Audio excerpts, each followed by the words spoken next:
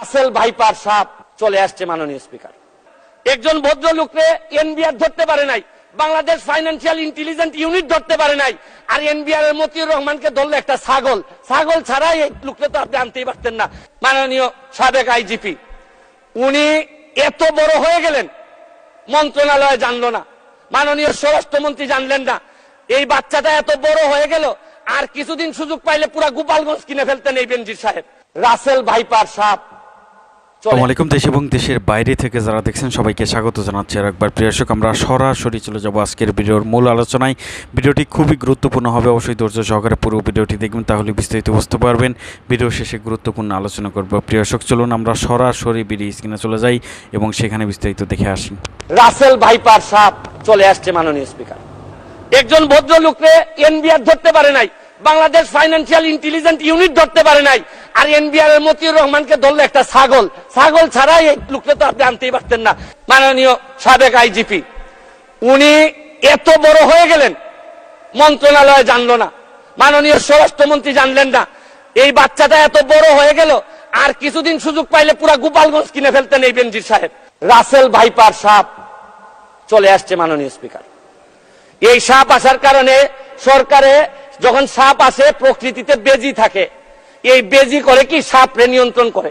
কিন্তু এই সরকারে দেখা যাচ্ছে বিভিন্ন জায়গায় রাসেল ভাইপার আছে, কিন্তু বেজি ওই পরিমাণ নাই যে এই সাপরে ধরবে। মাননীয় স্পিকার, আপনি দেখেন এই আমাদের প্রতিষ্ঠানগুলা কত দুর্বল হয়ে গেছে। আমাদের প্রতিষ্ঠান একজন ভদ্রলোককে দুদক ধরতে পারে নাই, একজন ভদ্রলোককে এনবিআর ধরতে পারে নাই, বাংলাদেশ ফাইন্যান্সিয়াল ইন্টেলিজেন্স ইউনিট ধরতে পারে নাই, আর এনবিআর এর মতিউর রহমানকে ধরলো একটা ছাগল। ছাগল ছাড়া এই লোককে তো আপনি আনতেই পারতেন না। ছাগল কাণ্ড হওয়ার কারণে আর ফেসবুক ভাইরাল। এক মিনিট বক্তব্য আপনার বরাবর অ্যাপ্লিকেশন আছে। আমি 247 ইনভোক করতেছি। এখানে 247 হচ্ছে কি আমার বিরুদ্ধে এখানে একজন মাননীয় সংসদ সদস্য আমার বিরুদ্ধে অভিযোগ দিয়েছেন। আমার আত্মপক্ষ সমর্থনের সুযোগ দেওয়ার জন্য, আমি সময় দেওয়ার জন্য আপনার কাছে দাবি জানাচ্ছি। মাননীয় স্পিকার, এখন আসেন আপনারা বেনজির কাণ্ড। মাননীয় সাবেক আইজিপি উনি এত বড় হয়ে গেলেন, মন্ত্রণালয় জানলো না, মাননীয় স্বরাষ্ট্রমন্ত্রী জানলেন না। এই বাচ্চাটা এত বড় হয়ে গেল, আর কিছুদিন সুযোগ পাইলে পুরা গোপালগঞ্জ কিনে ফেলতেন এই বেনজির সাহেব। তারপরে এইটার দায় এই মন্ত্রণালয় এড়াইতে পারে না। মাননীয় স্পিকার, এখন আপনারা কালো টাকা সাদা করবেন, আমার কোনো অসুবিধা নাই। যদি মনে করেন টাকা রয়ে গেছে, কিছু টাকা জমানো বা বিভিন্ন অলস টাকা রয়ে গেছে, এটারে সাদা করবেন, কোনো অসুবিধা নাই। কিন্তু এই সাদা করার মধ্য দিয়া বেনজির আর মতিউরের টাকাও যদি সাদা হয়ে যায়, আর এদের ভবিষ্যৎ প্রজন্ম উত্তরাধিকার, আদর্শের উত্তরাধিকার যারা, তাদের টাকাও যদি সাদা হয়, তাহলে এই বেনজিরের পাসপোর্ট জালিয়াতি অধিদপ্তরের ৮ কর্মকর্তাকে জিজ্ঞাসাবাদ করছে দুদক। দর্শক, এই ভদ্রলোক সাবেক আইজিপি কত বড় দুর্নীতিবাজ এবং পেশায় অনৈতিকতার ছাপ রেখেছে, তার নানা রকম কেচ্চা কাহিনী এখন বের হচ্ছে। তো খবরটা একটু বলি, তারপরে আমি একটু বিশ্লেষণ করার চেষ্টা করব। পুলিশের আলোচিত সাবেক মহাপরিদর্শক বেনজির আহমেদের পাসপোর্ট জালিয়াতির অভিযোগে পাসপোর্ট অধিদপ্তরের ৮ কর্মকর্তাকে জিজ্ঞাসাবাদ করছে দুর্নীতি দমন কমিশন দুদক। মঙ্গলবার সকালে দুদকের প্রধান কার্যালয়ে তাদের জিজ্ঞাসাবাদ শুরু হয়। দুদকের উপপরিচালক মোহাম্মদ আনোয়ার হোসেনের নেতৃত্বে একটি দল তাদের জিজ্ঞাসাবাদ করছে বলে সংশ্লিষ্ট সূত্রে জানা গেছে। বেনজিরের বিরুদ্ধে অভিযোগ, বেসরকারি চাকরিজীবী পরিচয়ে সাধারণ পাসপোর্ট তৈরি করেছেন তিনি। পাসপোর্ট তৈরির ক্ষেত্রেও আশ্রয় নিয়েছেন নজিরবিহীন জালিয়াতি, কিন্তু নবায়নের সময় ধরা পড়লে আটকে দেয় পাসপোর্ট অধিদপ্তর। চিঠি দেওয়া হয় র্যাব সদর দপ্তরে, কিন্তু অবৈধ প্রভাব খাটিয়ে ব্যবস্থা করেন সব। পাসপোর্ট অফিসে না গিয়ে নেন বিশেষ সুবিধা। তার মানে কি, যখন নাকি পাসপোর্ট নবায়নের সময় বিষয়টা ধরা পড়ে, তখন আটকে দেয়। তখন বিষয়টি জানানো হয় যে এটা সম্ভব না। তখন এমন একটি পরিস্থিতি তৈরি হয় যে পাসপোর্ট অধিদপ্তরের কর্মকর্তারা ওই বেনজির আহমেদের বাসায় গিয়ে তার বায়োমেট্রিক্স, তারপরে আঙুলের ছাপ, সমস্ত কিছু নিতে বাধ্য হয়। তার মানে কি পরিমাণ প্রভাব খাটিয়েছেন। এটা খুব লুকোছাপা কোনো ব্যাপার ছিল না, কারণ বেনজির আহমেদ তখন যা যা করেছে সবকিছুই কিন্তু খুব গোপনে করেছেন তা না। তার আশেপাশে সবাই জানে। এই কারণেই আসলে বেনজিরের পালিয়ে যাওয়া ছাড়া কোনো উপায় নেই। কারণ বেনজির কিভাবে করলেন, কার সহযোগিতায় করলেন, এগুলি যদি মুখ খোলেন অনেকে ফেসে যাবে। সুতরাং তার পালিয়ে যাওয়াটাই হচ্ছে সবচেয়ে নিরাপদ একটি অবস্থান। সরকারের অনেকেই এতে বিব্রত হবেন না, এবং বেনজির আহমেদ শত অপরাধ করেও তিনি এখন বিদেশের মাটিতে যে থাকবেন। যাক, এখানে বলা হচ্ছে যে সাবেক এই আইজিপির পাসপোর্ট আড়াল করেছেন পুলিশ পরিচয়। তার মানে পুলিশের পরিচয় দেননি, সাধারণ সে চাকরিজীবী হিসেবে পাসপোর্ট নিয়েছেন। শুরু থেকে এখন পর্যন্ত তিনি সরকারি চাকরিজীবী পরিচয়ে বিশেষ পাসপোর্ট নেননি। তার মানে বুঝতে পারছেন দর্শক, তার মানে হচ্ছে যে বিশেষ পরিচয় যদি নেয়, পুলিশ পরিচয় যদি নেয়, তাহলে তো যে কোনো জায়গায় যখনই নাকি পাসপোর্ট তিনি দেবেন তখন তো বিশেষ নজরে থাকবেন, আটকে যাবেন। আর সাধারণ পাসপোর্ট নিলে তিনি অসংখ্য মানুষের মধ্যে মিশে যেতে পারেন, তার পরিচয়টা আড়াল তিনি করতে পারেন। তার মানে হচ্ছে তিনি না সব রকম ব্যবস্থাটা, অর্থাৎ যদি কখনো বিপদে পড়েন, তাকে দেশ ছাড়তে হয়, পালাতে হয়, তার জন্য কি কি করতে হয় সবকিছু তিনি ব্যবস্থা করেছেন। এখন তিনি দেশের বাইরে, তার নানা বিষয় নিয়ে তদন্ত চলছে। এমনকি দেখেন কত বড় প্রতারণামূলক কর্মকাণ্ড করেছেন, যে তাকে হাজির হওয়ার জন্য, তাকে এবং তার সন্তানদের হাজির হওয়ার জন্য দুদক চিঠি দিয়েছিল। তখন আইনজীবীর মাধ্যমে চিঠি যায় যে সময় বাড়ানোর জন্য, সময় বাড়ানো হলো 15 দিন। তাহলে তারপরও এই বর্ধিত সময়ও আসেননি। তাহলে এই যে আইনজীবীরা তার পক্ষে এই করাপ্ট লোকটার পেছনে যে তারা সহায়তা করছে আইনি সহায়তার নামে, তাদেরও কি কোনো জবাবদিহিতা নাই? কারণ তারা কিভাবে জিম্মাদার হলো যে বেনজির আহমেদ নেই, ফিরবেন না, জানা সত্ত্বেও সময় বাড়ানোর আবেদন করলো, দুদক সেটা মঞ্জুর করলো, তারপরে আসলো না। এখন কি হলো? দুদক তার মতন করে মানে তদন্ত করবে, মামলা করবে, রায় দিবে, সম্পত্তি বাজেয়াপ্ত হবে। কিন্তু বেনজির আহমেদ যে কাড়ি কাড়ি টাকা নিয়ে চলে গেল এবং বিদেশে তার অনেক অর্থ পাচার হয়েছে বলে নানান সূত্র থেকে বলা হচ্ছে, সেই মানুষটাকে কি ফেরত আনার ব্যাপারে কোনো সরকার উদ্যোগ নেবে, তড়িৎ কোনো পদক্ষেপ নেবে? এই ব্যাপারে কিন্তু কোনো কথা আমরা আশা করি শুনবো না। যদি শুনি ভালো, তাহলে অন্তত বুঝতে পারব। সাবেক আইজিপি জনাব বেনজিরের পর যখন আসাদুজ্জামান মিয়া সাবেক ডিএমপি কমিশনারের সম্পত্তির বিরাট ফিরিস্তি বেরোলো, তখন থেকেই সরকারের দিক থেকে অন্তত একটা জিনিস বলার চেষ্টা করা হয়েছে, সেটা হচ্ছে এরা কেউ আওয়ামী লীগের লোক না, তারা যোগ্যতা বলে তাদের ভাষায় এসব পদে গিয়েছিলেন। এখন সেখানে তারা যে যে দুর্নীতি করেছেন সেগুলোর দায় তাদের, সেটা নিয়ে তারা তদন্ত করবেন, ব্লা ব্লা ব্লা, যা যা বলেন আর কি, আইনি ব্যবস্থা হবে, এসব। বাংলাদেশের আইন বিভাগ বিচার বিভাগ স্বাধীন আছে এবং বাংলাদেশের সরকারের দুর্নীতির প্রতি 0 টলারেন্স আছে। অবশ্য কেউ ফান করে বলে 0 টলারেন্স থাকার পরও দুর্নীতির এই অবস্থা, সামান্য টলারেন্স থাকলে না জানি কি হতো। যাক, জোকস পার্ট, ব্যক্তিগত অপরাধ হিসাবে যখন এগুলোকে দেখা হচ্ছিল, তখনই একটা ঘটনা ঘটলো গতকাল, উইচ ইজ ভেরি সিগনিফিক্যান্ট। সেটা হচ্ছে পুলিশ সার্ভিস অ্যাসোসিয়েশন যেটা আছে, পুলিশ অফিসারদের সংগঠন, তারা একটা চিঠি পাঠিয়েছে যেখানে এক ধরনের মত প্রকাশ এবং গণমাধ্যমের প্রতি এক ধরনের হুমকি আছে। আমি হুমকি শব্দটা বলতে চাইছি কারণ টোন আমরা জানি প্রায়, which is very important, reading between lines. আপনি যা লিখেছেন তার মাঝেও কিছু কথাবার্তা লেখা থাকে, সেগুলো। যাই হোক, ওই চিঠিটা যেটা এসছে মিডিয়াতে, সেটা হুবহু কপিটা পাওয়া যায়। আমি ওই কপিটা, অনেক পত্রিকা এটা পাবলিশ করেছে, কিন্তু আমি কপিটা থেকে একটু পড়তে চাই। এই পড়া দিয়ে আমরা কয়েকটা জিনিস বুঝবো। এই দেশের পুলিশ বাহিনীর বড় কর্তারা কিভাবে চিন্তা করেন, কিভাবে তারা সমাজকে দেখতে চান, কিভাবে মানুষকে দেখেন, কিভাবে মানুষের রিয়াকশনকে দেখেন, এবং ভেতরে ভেতরে তারা কতটুকু গণতান্ত্রিক কোট আনকোট, সেটাও বোঝা যাবে। আমি একটু চিঠিটার মানে প্রধান অংশ একটু পড়তে চাই। এটা একটা বড় চিঠি, কারো কাছে বিরক্তিকর মনে হলেও আমার মনে হয় একটু শোনা দরকার, তারা কি ভাষায় কথা বলছেন, কি বলছেন।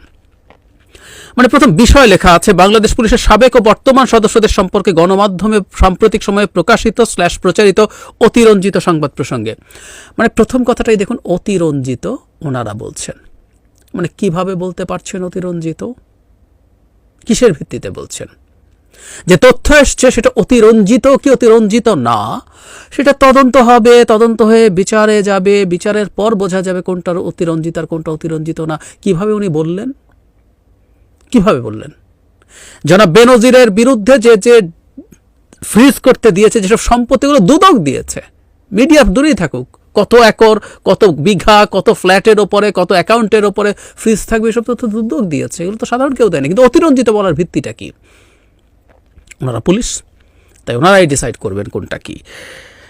যাই হোক, এখানে যেটা বলছেন যে মিডিয়া, প্রিন্ট ও ইলেকট্রনিক মিডিয়া, সামাজিক মাধ্যমে বাংলাদেশের পুলিশের সাবেক ও বর্তমান সদস্যদের নিয়ে ধারাবাহিকভাবে প্রকাশিত অতিরঞ্জিত রিপোর্ট সম্পর্কে সার্ভিস অ্যাসোসিয়েশনের দৃষ্টি আকৃষ্ট হয়েছে। এ ধরনের আংশিক, উদ্দেশ্য প্রণোদিত ও ঢালাওভাবে প্রচারিত অতিরঞ্জিত রিপোর্টের তীব্র প্রতিবাদ জানাচ্ছে বাংলাদেশ পুলিশ সার্ভিস অ্যাসোসিয়েশন। কি বলছেন? আংশিক, উদ্দেশ্য প্রণোদিত ও ঢালাওভাবে।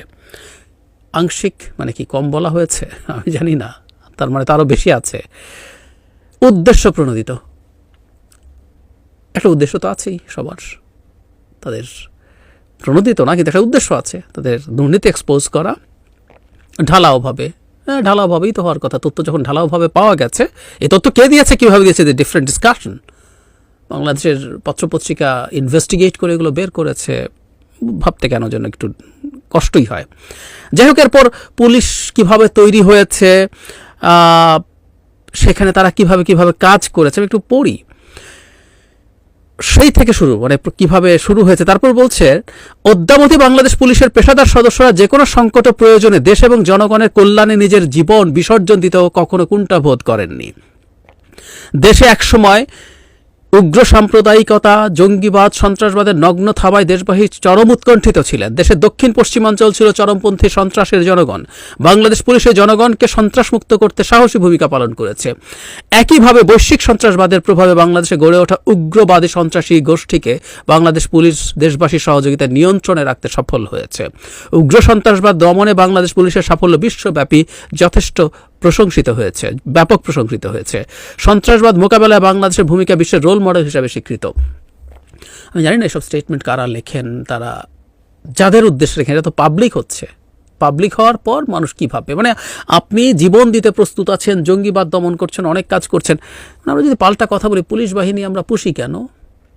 এই বাহিনীটা আমরা পুষি জনগণের করের টাকায় পুষি।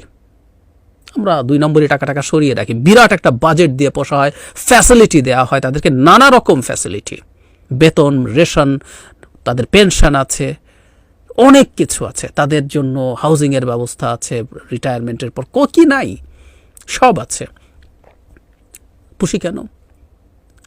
মানে আমি খুব অবাক হই, আপনি যে কাজটার জন্য পেইড, সেই পেইড কাজটা করে আপনি বলতে পারেন যে আমি এটা করেছি। আমরা একটু চিন্তা করি তো, একজন ডক্টর পেইড, উনি বললেন আমি তোমাদের এই সার্জারি করেছি।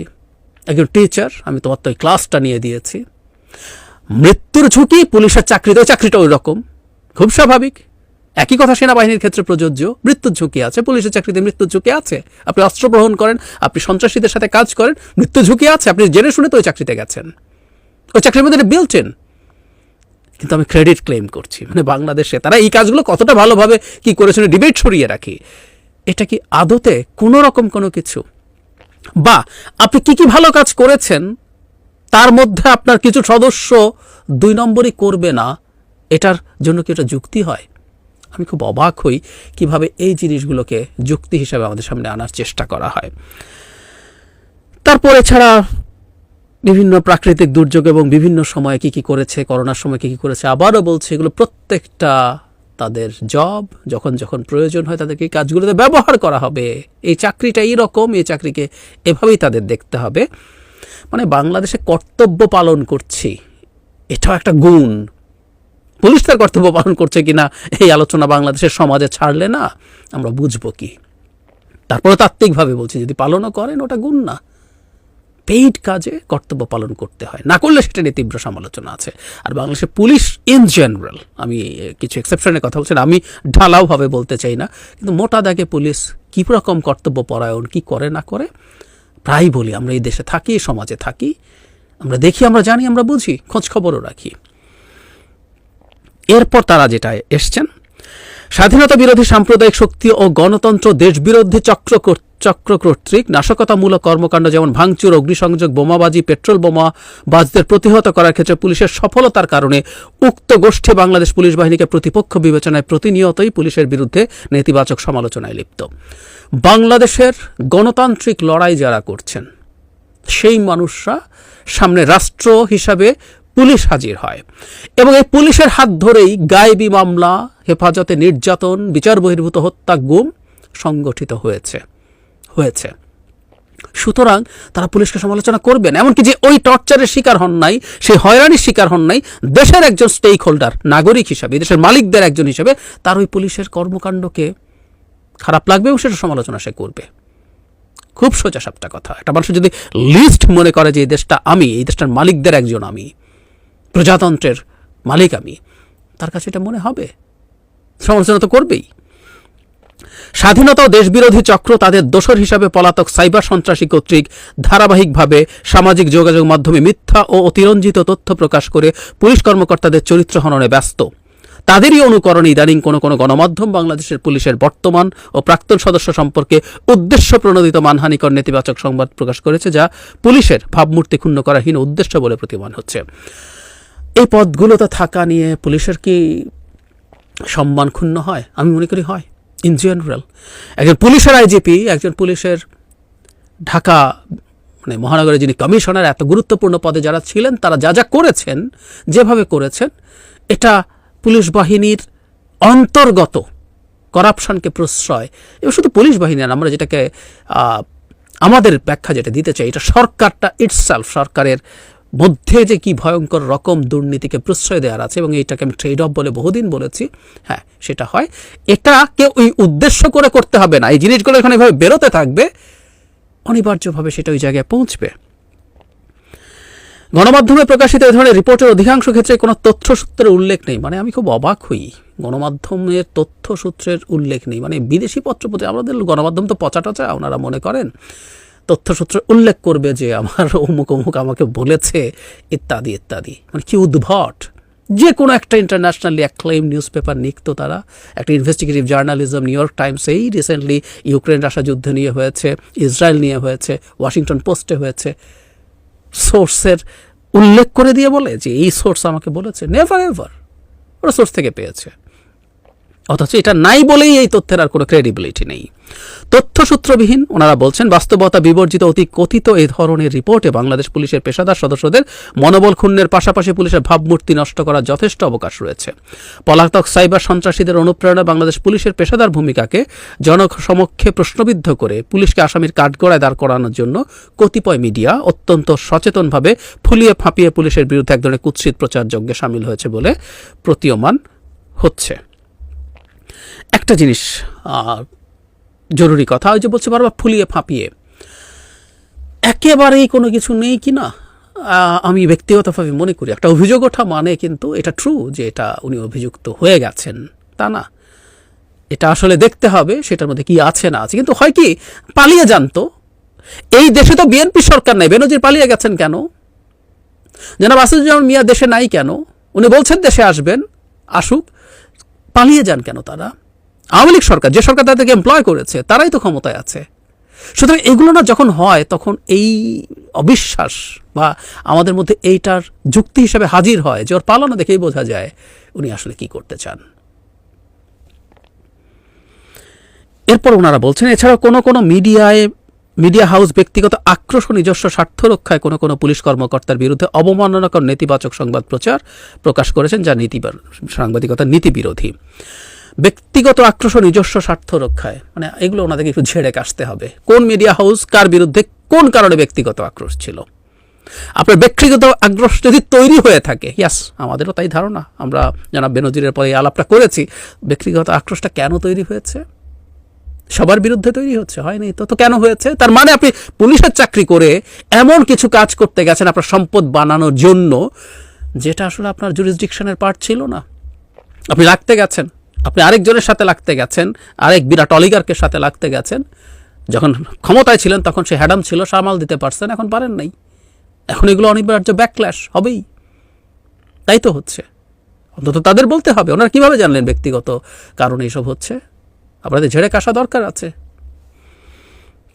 এমত অবস্থায় কি কারণে, কার উদ্দেশ্য হাসিল এবং কার ম্যান্ডেট বাস্তবায়নের জন্য কতিপয় মিডিয়া বাংলাদেশ পুলিশের বিরুদ্ধে এই ধরনের কুৎসা রটনায় লিপ্ত, সেই প্রশ্ন উত্থাপন অযৌক্তিক নয়।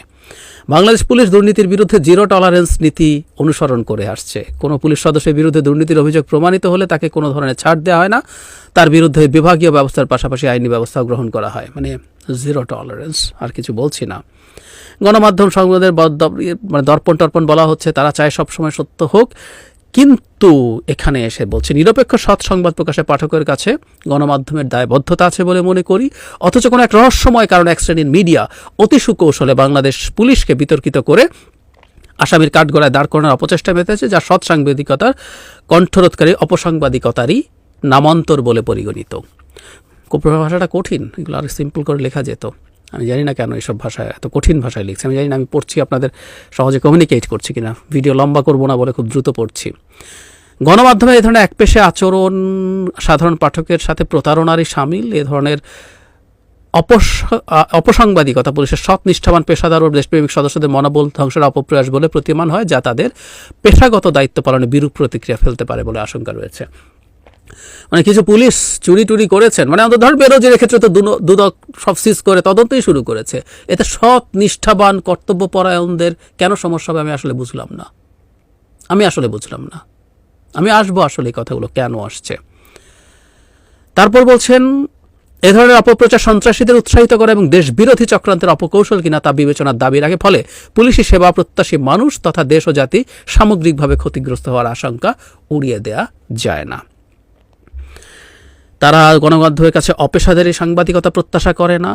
সকলের ন্যায়সঙ্গত অধিকার হোক এবং ন্যায় বিচার প্রাপ্তি নিশ্চিত হোক। তারপরে লাস্ট যে তাদের চাওয়া সেটা হচ্ছে জননিরাপত্তা জনশৃঙ্খলা রক্ষার ক্ষেত্রে এই ধরনের বিভ্রান্তিকর রিপোর্ট প্রকাশ করা থেকে বিব্রত থাকার জন্য অনুরোধ জানানো হচ্ছে। ভবিষ্যতে বাংলাদেশ পুলিশ বাহিনী সম্পর্কে কোনো রিপোর্ট প্রকাশের ক্ষেত্রে অধিকতর সতর্কতা অবলম্বন ও সাংবাদিকতার নীতিমালা যথাযথভাবে অনুসরণের জন্য আমরা স্বনির্বন্ধ অনুরোধ জানাচ্ছি। তার মানে হচ্ছে প্রত্যেক ক্ষেত্রে খেয়াল করুন, তারা জাজমেন্টাল, তারা ডিসাইসিভ, তারা বলে দিচ্ছেন এটা বিভ্রান্তিকর, তারা বলে দিচ্ছেন এটা অতিরঞ্জিত, তারা বলে দিচ্ছেন এটা ঢালাওভাবে। অবশ্য ঢালাওভাবে জনাব ওবায়দুল কাদেরও এখন নতুন করে বলছেন পুলিশকে ঢালাওভাবে আক্রমণ করা হচ্ছে। অথচ এই ওবায়দুল কাদেরই বলছিলেন যে ওরা আমাদের কেউ না, আমরা দেখছি টেকছি। আরেকটা জিনিস, একটা রিপোর্টের একটা অংশ আমি একটু পড়তে চাই, উইচ ইজ ভেরি ইম্পর্টেন্ট। এই যে মিটিংটা হয়েছিল, সেই মিটিংয়ে একটা আলোচনা হয়েছিল।